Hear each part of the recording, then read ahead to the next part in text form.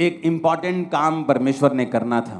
परमेश्वर ये नहीं चाहते थे कि वो चर्च को, कलीसिया को, लोगों को, क्योंकि प्रभु जानते थे कि उनका एक लिमिटेड टाइम है जो उन्होंने जीना है और उसके बाद क्रूस पर चढ़ना है, मरना है और फिर तीसरे दिन मुर्दों में से जी उठना है, फिर 40 दिन प्रीच करना है और उसके बाद 41वें दिन स्वर्ग पे चले जाना है और फिर उसने लेने आना है। ये परमेश्वर को मालूम था।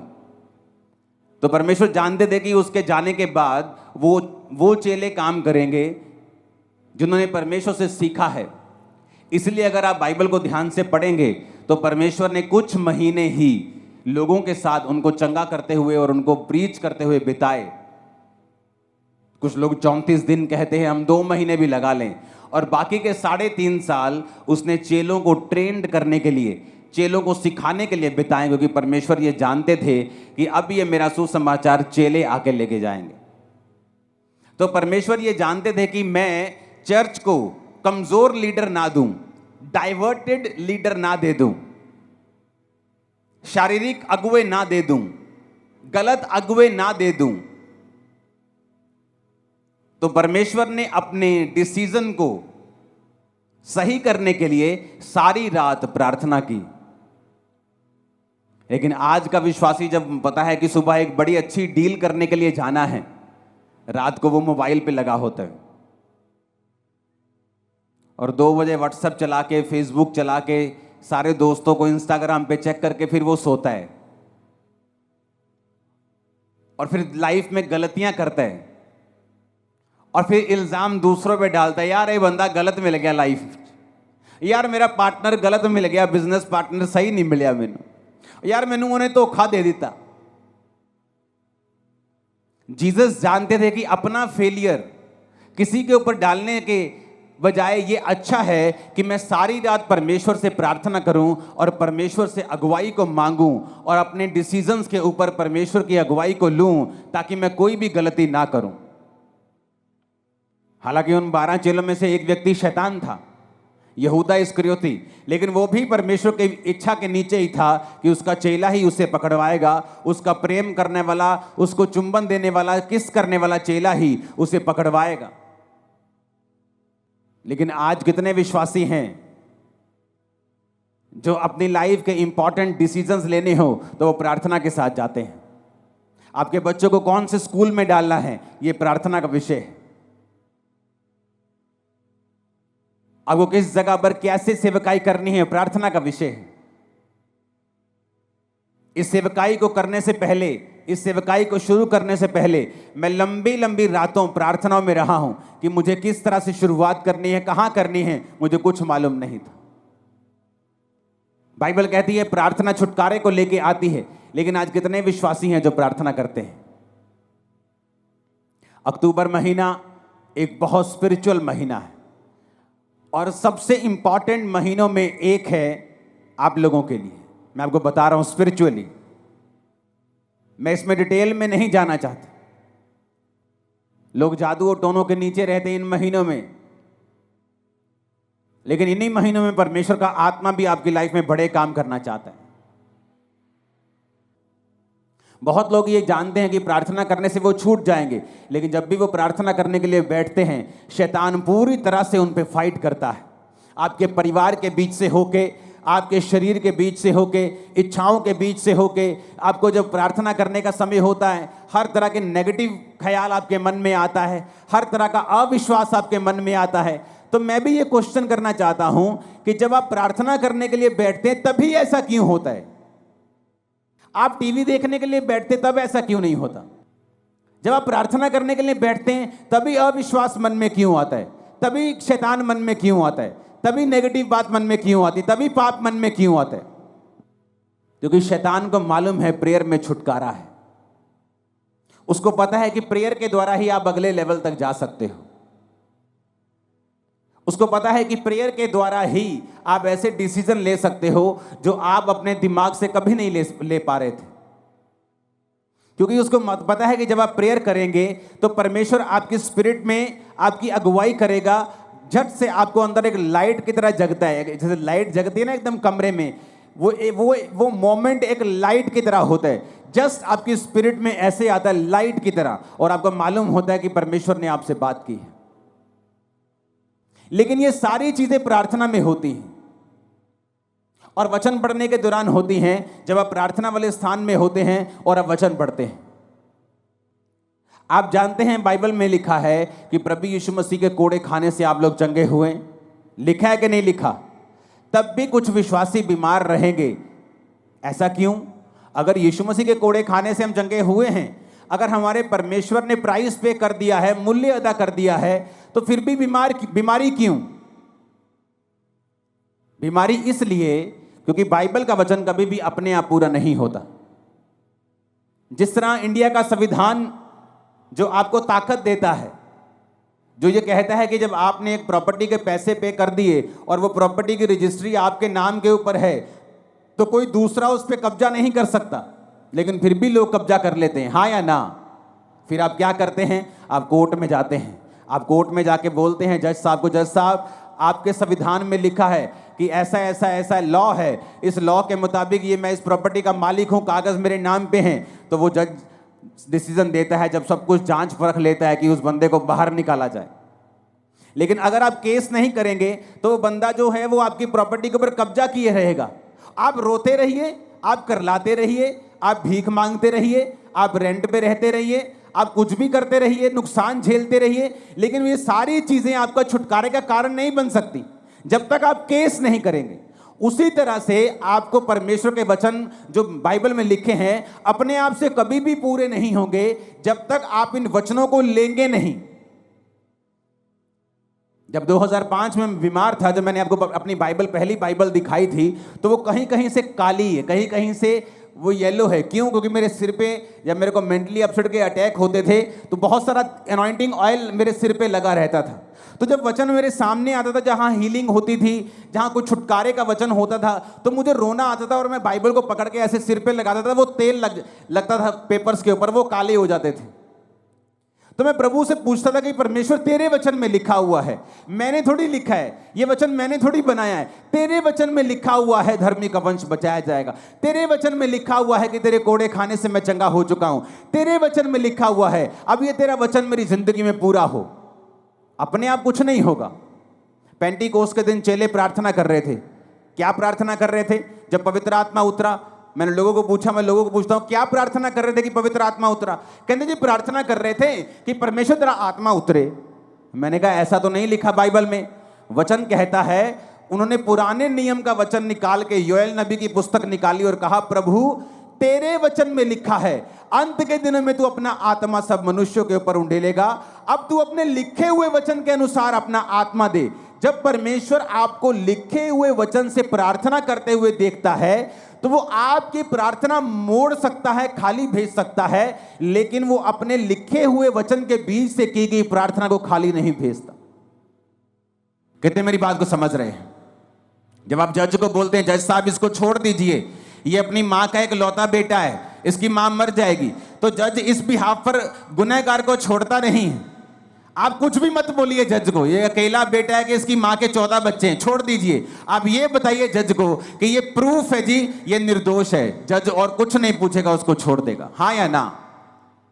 उसी तरह से आप परमेश्वर को धमकियां देते हैं, प्रभु मेरा अभी मैं तो अभी जवान हुई हूं, आप धमकियां देते हैं प्रभु मेरा बच्चा अभी छोटा है, आप धमकी देते हैं प्रभु मेरे पास पैसा नहीं है तो मेरी मां को कैंसर कैसे हो आप धमकियां देते हैं। उसका कोई भी असर परमेश्वर पे नहीं होगा, क्योंकि वो लिखे हुए वचन से बीच में से जो प्रार्थना की जाती है उसको वो सुनता है और उत्तर देता है, क्योंकि वो अपने वचन का इनकार नहीं कर सकता। एक विश्वासी को कैसे प्रार्थना करनी चाहिए? आज बड़े ध्यान से इस प्रार्थना को, इस वचन को सुनना। अगर आपने सुना और माना, लाइफ सेम नहीं होगी, उत्तर आएंगे, आपकी लाइफ रिलीज होगी, शैतान से डिलीवरेंस होगी, हर तरह से आप ऊंचा जाएंगे। आमीन खड़कने वाला चाहिए जरा। अब आपको बात बड़े ध्यान से समझना है, एक विश्वासी को प्रार्थना कैसे करनी चाहिए ये मैं आपको समझाता हूं। ये मैं उन लोगों को समझाता हूं कई बार जो मेरे पास मिलने के लिए आते हैं, लेकिन आज मैं आप सबको समझा रहा हूं एक विश्वासी को प्रार्थना कैसे करनी चाहिए, कौन सी प्रार्थना है जिससे आपकी लाइफ में रिजल्ट आता है। अब आपने ये बात समझ ली कि प्रार्थना जरूरी है। प्रार्थना नहीं करेंगे परमेश्वर उत्तर नहीं देगा। उसने लिखा है मांगो तो दिया जाएगा। वचन ये आप बोलेंगे वचन में तो लिखा है कि परमेश्वर मांगने से पहले जानता है तुम्हें किन वस्तुओं की जरूरत है। हाँ, वो जानता है तुम्हें किन वस्तुओं की जरूरत है, लेकिन देता तभी है जब तुम मांगते हो, क्योंकि वो अपने वचन को पूरा करता है। मांगो तो दिया, ढूंढो तो तुम, खटखटाओ तो तुम्हारे लिए खोला जाएगा। अब शैतान बुरी कोशिश करता है कि जब तुम प्रार्थना करने के लिए बैठो तुम्हें फोन याद आ जाए, तुम्हें सॉन्ग याद आ जाए, तुम्हें कुछ बात याद आ जाए, तुम्हें काम याद आ जाए, एनीथिंग पॉसिबल, पॉजिटिव और नेगेटिव एनीथिंग वो आपको याद करवाएगा, क्योंकि उसको मालूम है कि प्रार्थना ही एक ऐसा एक लौता माध्यम है जिसके द्वारा तुम परमेश्वर के साथ जुड़ते हो और आगे बढ़ते हो और परमेश्वर का आत्मा तुम्हारी अगुवाई करता है। जो मैंने अपनी मसीह लाइफ में देखा है, मैं आपको उस एक्सपीरियंस से और वचन से आपको बताता हूं प्रार्थना कैसे करनी चाहिए। आपको दिन में सुबह प्रार्थना करनी चाहिए, आपकी पर्सनल प्रेयर, जिसमें आप सिर्फ अपने लिए, अपने परिवार के लिए, अपने काम के लिए, अगर आप पास्टर हैं तो अपनी सेवकाई के लिए आप प्रार्थना करते हैं। अगर आप सुबह 1.5 घंटा प्रार्थना करने के लिए बैठे हैं क्योंकि उसके बाद आपको काम पे निकलना है, तो आपको पौना घंटा प्रार्थना करनी है, 45 मिनट। आधा घंटा आप वचन पढ़ें और बाकी का 15 मिनट आप वचन को खोलें और अपनी लाइफ के मुताबिक, मान लीजिए एक विश्वासी बीमार है, वो नीति वचन को निकाले 3 को, वो यशाया 54 को, वो भजन संहिता 103 को, वो इस तरह के वचन निकाले जहां परमेश्वर ने आपको शारीरिक चंगाई की वायदा किया है। आप उस वचन को पढ़ें कि परमेश्वर तेरे वचन में लिखा है। जिस तरह जब मुझे रोग था तो मैं परमेश्वर को बोलता था कि प्रभु तेरे वचन में लिखा है भजन संहिता में कि तू मुझे दीर्घ आयु से तृप्त करेगा, तो मैं प्रभु से बात करता था, लड़ता था, जैसे फाइट करते हैं। किससे? वचन से। इमोशनल फाइट नहीं, उसका कोई फायदा नहीं। वचन से फाइट करना। परमेश्वर कहता है वचन से अपने प्रमाण मुझे दो, सबूत दो मुझे। क्यों मैं तुम्हें चंगा करूं, क्यों तुझे बच्चा दूं, क्यों ब्लेस करूं, सबूत दो। क्या है सबूत? सबूत वचन है। तो प्रभु से मैं बोलता था प्रभु तेरे वचन में लिखा है कि तू मुझे दीर्घ आयु से तृप्त करेगा, तो क्या इस रोग के साथ मैं दीर्घ आयु जी सकता हूं? अगर जी सकता हूं तो ये दीर्घ आयु किस काम की होगी अगर मैं सारी उम्र रोगी रहूंगा? तो मैं इस तरह से प्रभु के साथ फाइट करता था कि प्रभु तेरे वचन में लिखा है कि तू मुझे दीर्घ आयु से तृप्त करेगा। एक टेस्टिमनी को मैं पढ़ रहा था एक सिस्टर की, आज बहुत सारी जबरदस्त गवाहियां आपने सुनी, तारीफ करो सब गवाहियों के लिए। तो मैं गवाही जब सुन रहा था तो एक सिस्टर थी जिसने वचन सुना, और वचन सुनने के बाद उसने रोज वचन के बीच से प्रार्थना करनी शुरू कर दी। तो हुआ क्या था, उसके यूट्रस में बीमारी थी, उसको बेबी नहीं, हस्बैंड में भी रोग था, बेबी नहीं हो सकता था। लेकिन उसे ये मालूम हुआ कि वचन के बीच से अगर मैं प्रार्थना करूंगी और प्रभु को उसके वायदे याद करवाऊंगी तो ये परमेश्वर संभव है। उसने प्रार्थना करनी शुरू कर दी वचन से कि प्रभु तेरे वचन में लिखा है कि धर्मी का वंश बचाया जाएगा। मेरा वंश कहां है? क्या मैं धर्मी नहीं हूं? मैं तुझ पे विश्वास करती हूं तो मैं एक धर्मी हूं। प्रभु तेरे वचन में लिखा हुआ है कि तू बांझ को घर में लड़कों का आनंद करने वाली माता बनाता है। प्रभु तेरे वचन में लिखा हुआ है कि तू हमें फलवंत करेगा। प्रभु तूने आदम को कहा था be fruitful and be multiply. बिना बच्चे के मैं मल्टीप्लाई कैसे हो सकती हूं? तो उसने रोज क्या किया, वचन के बीच से प्रभु को प्रार्थना करनी शुरू कर दी। 2, 3, 4 साल कुछ नहीं हुआ, कोई फर्क नहीं, लेकिन उसकी बॉडी थोड़ी अच्छी हो गई, लाइफ अच्छी हो गई, वो चलती रही चलती रही चलती रही। उसको शायद पीरियड भी नहीं आते थे, पता नहीं चलता था कि बेबी प्रेगनेंसी है कि नहीं है, क्योंकि बहुत सारी कॉम्प्लिकेशंस थी। एक दिन अचानक अपने रेगुलर डॉक्टर से जब चेकअप करवाने के लिए गई, वो 2nd मंथ की प्रेग्नेंट थी और परमेश्वर ने उसको एक बेटा दिया। उसके बाद परमेश्वर ने उसको एक बेटी दी, दोनों जीवित हैं। आप जब सुबह प्रार्थना करने के लिए उठें तो अगर आप 1.5 घंटा प्रार्थना करते हैं तो 45 मिनट प्रार्थना करें। उसमें आपको क्या बोलना है? आप कुछ भी बोलें, वो परमेश्वर है, वो कोई बाबा नहीं है कि आप एक वर्ड थोड़ा इधर उधर बोल देंगे तो वो आपकी जान ले लेगा या आपको श्रापित कर देगा। एक छोटा बच्चा जब अपनी माँ के पास आता है और 1 साल का होता है और बोलता नहीं पूरा, न्या न्या मामा मामा जा जा ऐसे करता है, तो उसकी माँ उस गुस्सा नहीं करती, उसकी माँ पहचान लेती है इसको क्या चाहिए, इसको दूध चाहिए, इसको खाना चाहिए, इसको दाल का पानी चाहिए, इसको वॉशरूम आया है, वो पहचान लेती है। आपका पिता भी ऐसा है, आपका हेवनली फादर भी ऐसा है। जब आप 45 मिनट प्रार्थना में बैठेंगे तो उसका थैंक्स करें, उसकी वर्शिप करें, उसको शुक्र कहें, सब बातों के लिए उसका थैंक्स करें, आप उसके साथ बात करें। वो आपका पिता है, वो बाबा नहीं कि आपको मार देगा। आपको दो चीजें गलत पढ़ देंगे तो वो आपका कत्ल कर देगा या आपको श्रापित कर देगा, ऐसा नहीं है। लेकिन वो ऐसा परमेश्वर भी है जो ये कहता है कि अपना प्रमाण मुझे दो, जो ये चाहता है कि उसके बच्चे एक्टिव रीति से ये जाने कि वचन में क्या लिखा है और वचन में कौन सी चीजें हैं, क्या अधिकार हैं हमारे पास वचन के बीच से जो हमें इस्तेमाल करने हैं। तो जब आप सुबह प्रार्थना करने के लिए 45 मिनट उठे और आपने प्रार्थना की, आपने थैंक्स किया, आपने वर्शिप की, आपने प्रभु का थैंक्स किया, 45 मिनट हो गए, आपने आधा घंटा बाइबल पढ़ी। अब अगले 15 मिनट, आधा घंटा बड़ा इंपॉर्टेंट है। उसमें क्या करना है?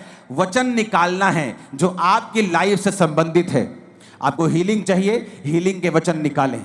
आपको बच्चा चाहिए, उस बच्चे के वचन निकालें। जहां परमेश्वर ने आपको वंश आशीषित करने का आपको वायदा किया है, परमेश्वर ने कहा वो व्यक्ति जो परमेश्वर की इच्छाओं पर चलेगा और उससे उसका डर मानेगा, परमेश्वर उसको उसी मार्ग पे चलाएगा जिससे वो प्रसन्न होता है, उसका वंश पृथ्वी पर पराक्रमी होगा।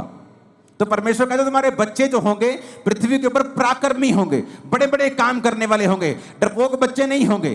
तो आप इस वचन का फायदा उठा सकते हो। अगर आपके बच्चे डरपोक है तो, अगर आपके बच्चे अनसक्सेसफुल है तो, कम पढ़ते हैं तो, समझ नहीं आती कि प्रभु तेरे वचन में लिखा है कि तेरा वंश पृथ्वी के ऊपर पराक्रमी होगा, मेरे बच्चों को पराक्रमी बना, मेरे बच्चों को एक्सीलेंट बना, मेरे बच्चों को ब्लेस कर। हर एक चीज के लिए बाइबल में परमेश्वर का वायदा है, वचन है। आप अपने मोहल्ले में क्रिश्चियन हैं, आप एक छोटा मोटा बिजनेस करते हैं, आप अगर वचन को जानते होंगे आप उस वचन को निकाल लेंगे। प्रभु तेरे वचन में लिखा है, तूने कहा है कि तू मुझे सब जातियों से श्रेष्ठ करेगा, सब दूसरी जातियां अन्य जातियों से तू मुझे श्रेष्ठ करेगा। प्रभु मैं प्रार्थना करता हूं, मैं अपने टाइट को भी बोता हूं, मैं आज प्रार्थना करता हूं, मुझे सबसे श्रेष्ठ बनना है, मुझे बेस्ट बनना है अपने बिजनेस में, अपनी लाइफ में मुझे बेस्ट चाहिए। आप बेस्ट होंगे अगले 7 सालों के अंदर। लेकिन क्या आपने वो मांगा? नहीं, आपने मांगा नहीं। आप चाहते हैं हो, आप विश करते हैं प्रभु मुझे हील कर दे। आप जीनी के पास नहीं है कि आपने रगड़ा और जीनी निकला और आपने कहा क्या चाहिए, उसने कहा क्या चाहिए, आपने कहा मुझे चंगा कर दो। परमेश्वर कहता मांगो तो दिया जाएगा, अपने प्रमाण दो, अपना मुकदमा लड़ो। आज लोगों को इतना भी मालूम नहीं है कि जो उन्हें चाहिए बाइबल में कहां लिखा है। कुछ का बहाना है वो तो अनपढ़ है। आज अगर तुम्हारी बहन वेस्टर्न यूनियन में 10,000 रुपए भेज दे इंग्लिश में लिख के, तुम भाई साहब 15 मिनट में पैसे निकाल के ले आओगे। तुम्हें पता है किससे पढ़वाना है, किसको 10 रुपए का लालच देना है, किस पोते को बोलना है, किस पोती को बोलना है 100 रुपए देके और पैसे निकलवा के लेके आने। लेकिन जब बाइबल पढ़ने का समय आता है, आपको ट्यूशन रखनी चाहिए। अगर आप अनपढ़ है तो 2 महीने में बाइबल पढ़नी सीखो, खुद समझो बाइबल में कहां कहां वो वचन लिखे हैं जो आपको जरूरी चाहिए, जो आपके लिए एक हथियार की तरह काम करेंगे। ऊंची आवाज में हालेलुया बोलो जरा। अगर आप प्रार्थना नहीं करेंगे इसका मतलब आपने प्रभु से मांगा नहीं, आपने मांगा नहीं, आपने पाया नहीं। उसने कहा मांगो तो दिया जाएगा। तो मेरी प्रार्थना कैसे होती थी? सुबह जब प्रार्थना करो तो मैं लिखे हुए पॉइंट्स के साथ प्रार्थना करता, मुझे ये चाहिए, वो पॉइंट लिखना, उस पॉइंट के हिसाब से वचन निकालना और प्रभु को कहना प्रभु तेरे वचन में लिखा हुआ है, मैंने नहीं लिखा, तूने लिखा है, तूने लिखा है अपने वचन में। इस वचन को परमेश्वर मेरी लाइफ में पूरा कर। वचन के साथ 15 मिनट के लिए लास्ट प्रार्थना करना, वचन से परमेश्वर को याद करवाना। अगर आपको कोई सीरियस प्रॉब्लम है तो उसके बाद आप शाम को प्रार्थना करें फिर 1.5 घंटा, और उसके बाद सेम वही प्रार्थना रात को करें 1.5 घंटा। अगर आप ठीक हैं, आपकी लाइफ में ओके है, आप ब्लेस्ड हैं, आप 1 घंटा 1 घंटा 1 घंटा आप 3 बार प्रार्थना करें रोज। सुबह 1 घंटा, शाम को 1 घंटा, रात को 1 घंटा। आप शाम को 1 घंटा नहीं दे सकते, आप काम बिजनेस वूमन है, आप काम करने जाती हैं, आप एक बिजनेसमैन हैं, तो आप सुबह को 1.5 घंटा, रात को 1.5 घंटा परमेश्वर को दें। अपने दिन की शुरुआत प्रार्थना से करें, रात का अपना दिन का अंत प्रार्थना से करें। आप परमेश्वर को लिखे हुए वचनों से बताएं कि आपको क्या चाहिए, अपने पॉइंट्स को लिख कर रखें, उन पॉइंट्स के हिसाब से बाइबल के वचन निकालें और फिर परमेश्वर को उन वचनों से बताएं कि परमेश्वर मुझे ये चाहिए क्योंकि तेरे वचन में ये लिखा हुआ है। अगर आप अपना मुकदमा नहीं लड़ेंगे, अगर आप अपना मुकदमा पेश नहीं करेंगे, आप वचन के बीच से होकर लड़ाई नहीं करेंगे तो आपको नहीं मिलेगा। अब अपने आप में अंदर एक पंजाबी के अंदर चाती मार के देखो अंदर जरा कि कितनी प्रार्थना करते हैं आप, या जो आपको चाहिए कि आपने उससे इनफ मांगा है, जो आपको प्रभु से चाहिए क्या आपने उसके लिए फाइट की है, क्या आपने उसके लिए लड़ाई की है? नहीं की। अगर केस बड़ा हो, आम बुखार हो तो पैरासीटामोल से ठीक हो सकता है, लेकिन बुखार अगर टीबी की वजह से हो तो टीबी की दवाई खानी पड़ती है। केस बड़ा है, कैंसर बड़ा है, बीमारी बड़ी है, प्रार्थना आधे घंटे की है। बस यही बोलते रहते बेड पे बैठे, प्रभु कुछ कर, प्रभु मैंने चंगा कर, और ये नहीं कहते प्रभु तेरे वचन में लिखा है तेरे कोड़े खाने से हम चंगे हुए। आज मैं वचन के बीच तेरे पास आता हूं, तूने कहा है तू संकट के दिन तू मुझे पुकार तो मैं तुझे उत्तर दूंगा। तेरे वचन में लिखा हुआ है कि तू अपने धर्मी जन के अपराधों को माफ करता है, उनको चंगा भी करता है, लेकिन वचन के बीच से हमने कोई प्रार्थना नहीं की। यीशु मसीह को मालूम था कि मैं अपनी चर्च को कमजोर चेले नहीं दे सकता, डाइवर्टेड चेले नहीं दे सकता, क्योंकि जब प्रभु यीशु मसीह ने 12 चेले चुने तो मैं आपको बता सकता हूं परमेश्वर के पास सैकड़ों लोग थे जो उसको उस समय फॉलो कर रहे थे, और सैकड़ों लोगों में से परमेश्वर ने 12 प्रेरित चुने थे, और उन 12 प्रेरितों को चुनने से पहले प्रभु यीशु मसीह खुद परमेश्वर होने के बावजूद भी वो सारी रात पिता से प्रार्थना करने के लिए गए। आज हमें लगता है ये अच्छा है, ये अच्छा है, लेकिन परमेश्वर कहता है विद प्रेयर अगर तुम वो काम करोगे तुम कभी फेल नहीं होगे। कितनों को इन बातों को समझ आ रही है, कहां गलती है, कहां चर्च गलती कर रही। परमेश्वर ने सारी रात प्रार्थना रोज नहीं की, उसने रोज सारी रात प्रार्थना नहीं की। मैं रोज रात को प्रार्थना करता हूं, लेकिन रोज फुल नाइट प्रेयर नहीं करता हूं। मैं रोज सुबह प्रार्थना करता हूं, रोज रात को प्रार्थना करता हूं, शाम को भी हम फैमिली प्रार्थना करते हैं। हालेलुया। तो क्या मैं इनफ प्रार्थना कर रहा हूं? तो ये बेस्ट है कि अगर आप 1+1+1 प्रार्थना करें। अगर आप 1 घंटा प्रार्थना करने के लिए बैठे हैं सुबह 1.5 घंटा, तो आधा पौना घंटा आप प्रार्थना करें, प्रभु से अपने वर्शिप करें, उसका थैंक्स करें। उसके बाद आप बाइबल पढ़ें कुछ समय के लिए, और फिर कुछ समय आप बाइबल के वचनों के बीच से होकर प्रार्थना करें। आपकी लाइफ कभी भी सेम नहीं रहेगी। अगर आपको इस बात का प्रमाण देखना है तो एक काम करें, अपनी बाइबल के पीछे एक पेंसिल ले लें और अपनी बाइबल के पीछे पेंसिल से अपने प्रेयर पॉइंट लिखें, आपको क्या क्या चाहिए। पहला पॉइंट क्या चाहिए, दूसरा क्या चाहिए, तीसरा क्या चाहिए, चौथा क्या चाहिए। पेंसिल से लिखें, पेन से नहीं लिखना। और उन पेंसिल से लिखे हुए जो आपके प्रेयर पॉइंट हैं उन्हें वचन के बीच से होकर आप रोज 1+1+1 रोज 2 समय कम से कम 1.5 घंटा या 1 घंटा 3 बार आप रोज परमेश्वर को याद करवाना शुरू करें। आप फिर देखें कुछ महीने बाद कि जो पॉइंट आपने पीछे लिखे हुए हैं, मैं आपको बता सकता हूं वेरी सून उनमें से 50%, 60%, 70%, फिर 90%, 100% आप उन प्रेयर पॉइंट्स को पूरा होते हुए देखेंगे। आप देखेंगे कोई रह नहीं गया, आप आगे ऐड करते जाएंगे, वो नए होते जाएंगे, लेकिन जो आपने पुराने ऐड किए होंगे आप देखेंगे कि किस तरह से परमेश्वर ने आपकी लाइफ में वो काम किया। और जो आपके प्रेयर पॉइंट पूरा हो गया उसे मिटे दें, उसे मिटाकर पेन लें और बाइबल में ही कहीं पर एक बहुत से बाइबल में खाली पेजेस होते हैं, उस पेन से लिखें गवाही कि ये प्रेयर पॉइंट आपका था, इस तारीख को परमेश्वर ने इसको पूरा कर दिया। जो प्रेयर पॉइंट पूरा होता जाए बाइबल के पीछे पेन से लिखते जाएं। आप हैरान हो जाएंगे इस प्रार्थना को करने के बाद, इस तरह की प्रार्थना को करने के बाद जब आप 1 साल के बाद अपनी बाइबल देखेंगे तो आपके नीले पॉइंट ज्यादा होंगे और काले वाले कम होंगे। आप देखेंगे वो पूरे हो रहे हैं। और जब भी आप देखेंगे कि शैतान आपको इस प्रार्थना करने से क्यों रोकता रहा है, उसको मालूम है इसी प्रेयर में रिजल्ट आना है। शैतान को पता है कि इसी प्रार्थना के द्वारा आप छुड़ाए जाएंगे।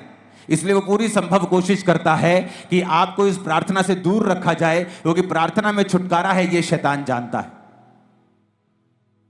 परमेश्वर ने क्या कहा? इतना सिंपल और इतना पावरफुल परमेश्वर ने वचन दिया। परमेश्वर ने कहा एक नगर में एक विधवा थी और एक अधर्मी न्यायी रहता था। न्यायी मतलब एक जज रहता था, लेकिन अधर्मी था, पापी था।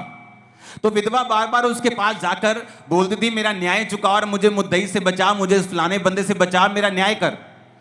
तो बाइबल कहती है, परमेश्वर कहता कि वो अधर्मी, वो पापी न्यायी क्या सोचता है कि ये विधवा आकर बार बार मेरे नाक में दम ना कर दे, इसलिए मैं इसका काम कर देता हूं।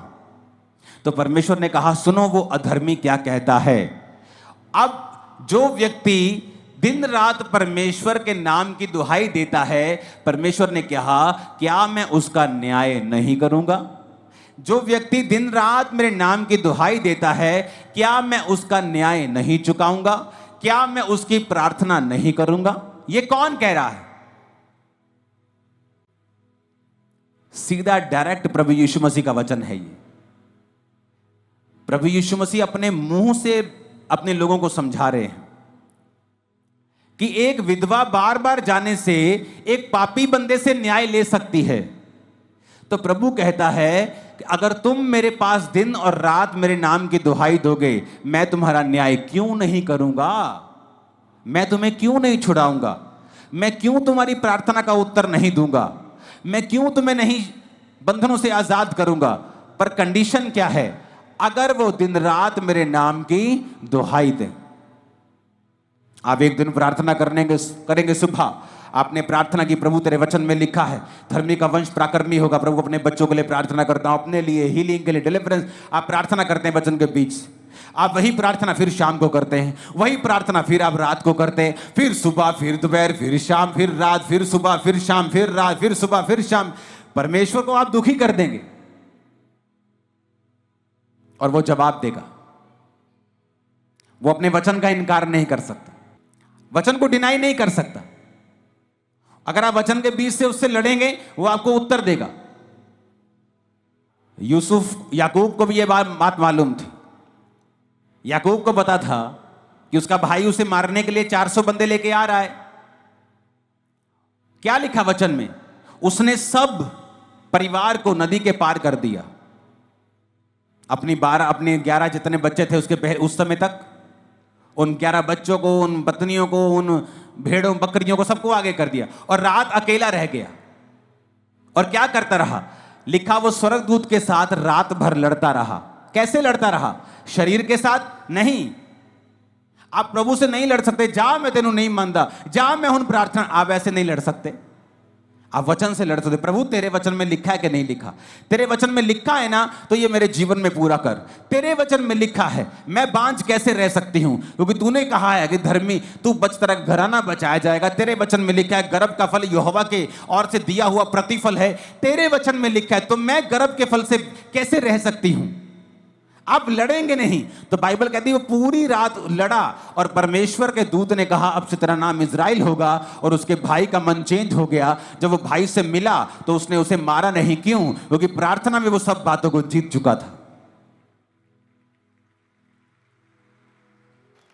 प्रभु ने उससे वायदा किया था कि मैं तेरे वंश को ये करूंगा, तेरे वंश को वो करूंगा। तो वो क्या फाइट कर रहा था? प्रभु मैंने थोड़ी कहा था, मैंने थोड़ी कहा था कि मेरे वंश को तू ब्लेस कर। तूने कहा था कि तेरे वंश में राजा पैदा होंगे। तूने कहा था कि तेरे वंश में ये होगा। तूने मेरे बाप, तूने मेरे दादा, तूने मेरे फलाने को ये कहा था। वो परमेश्वर से इस वचन से फाइट कर रहा था कि तेरा वचन कहता है, तेरा वायदा है, तूने कहा था कि मेरे दादा को, मेरे बाप को, मेरे दादा अब्राहम को तूने कहा था कि तेरा वंश ऐसा होगा। और तू जानता है परमेश्वर, मेरा भाई तुझ में नहीं है, एसाव तुझ में नहीं है, एसाव परमेश्वर में नहीं है। अगर वो परमेश्वर में होता तो कनानी लड़कियों से कभी भी शादी नहीं करता। मैं तुझ में हूं, मैं अपने दादा, अपने पिता का वंश हूं, मेरे वंश के साथ तेरा वायदा है। इस तरह से वो फाइट कर रहा था और परमेश्वर ने उसको सुना। जोर से हालेलुया बोलो जरा। आज से अगर ये प्रेयर शुरू की तो नीले पेन से लिखने के लिए जल्दी तैयार हो जाना।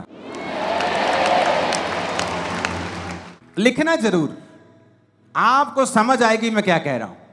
आप जब लिखना शुरू करेंगे पेंसिल से, जो आपको चाहिए, जो मिल गया उसे पेन से लिखेंगे, आपको रियलाइज होगा कि आपने परमेश्वर से कहीं अधिक पाया है। कितनी प्रार्थनाओं को परमेश्वर ने सुना है। आप भूल जाएंगे 3 साल में आज आपको क्या मिला था, लेकिन वो पेन से लिखा हुआ आपको याद करवाता रहेगा। उतना कॉन्फिडेंस आपका बढ़ेगा कि मुझे इस प्रार्थना से उत्तर मिले हैं, इस तरह से मुझे उत्तर मिला था इस समय, उस समय, फलाने साल। अगर उस साल में इतना फंसा हुआ था और मैंने इस रीति के साथ प्रार्थना की, तो वो वचन तो सेम है, आज वो मुझे छुड़ाएगा जैसे उस समय परमेश्वर ने मुझे छुड़ाया था। तो वो सारी उम्र आपकी रक्षा करता रहेगा। इसलिए मैं कहता हूं अपनी बाइबल को ज्यादा चेंज मत करना। मेरी बाइबल का कवर कितनी बार फट जाता है, पेज फट जाता है, उसी को मैं चिपका लेता हूं। मेरे पास हजारों बाइबल पड़ी है, लेकिन उस बाइबल में लिखा हुआ है, पीछे पॉइंट्स लिखे हैं, चीजें लिखी हैं, तो मैं चाहता नहीं कि वो मैं मिस करूं। हालेलुया बोलो ऊंची आवाज में। आज से ऊंची आवाज में बोलो, प्रार्थना करेंगे हम, इसी तरह से करेंगे, वचन के बीच से करेंगे।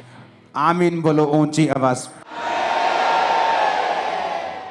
ये अक्टूबर स्पिरिचुअल मंथ होगा, फाइट का, जीतने का, डिलीवरेंस का, आशीष का, फाइनेंशियल ब्लेसिंग का भी होगा। आमीन। रोज प्रार्थना करने के लिए तैयार हैं? कैसे प्रार्थना करेंगे रोज? और कहता दिन और रात मेरे नाम की जो दुहाई देंगे। कितना सिंपल है परमेश्वर। उसने कहा है कि विधवा अपना न्याय करवा सकती है, बेवकूफ हो तो तुम क्यों नहीं करवा सकते? एक अधर्मी से, एक पापी से विधवा अपना काम निकलवा सकती है, तो तुम्हारा दिमाग कहां है? तुम धर्मी से, तुम परमेश्वर से काम नहीं निकलवा सकते क्या? एक विधवा एक पापी के पास बार बार जाकर उसको तंग करके काम निकलवा सकती है, परमेश्वर ने कहा, तो तुम्हारा दिमाग कहां है? तुम्हारे दिमाग पर शैतान ने क्यों पर्दा डाला है? तुम अंधे और गूंगे क्यों बनकर बैठे हो? तुम क्यों नहीं दिन और रात परमेश्वर के नाम की दुहाई देते हो?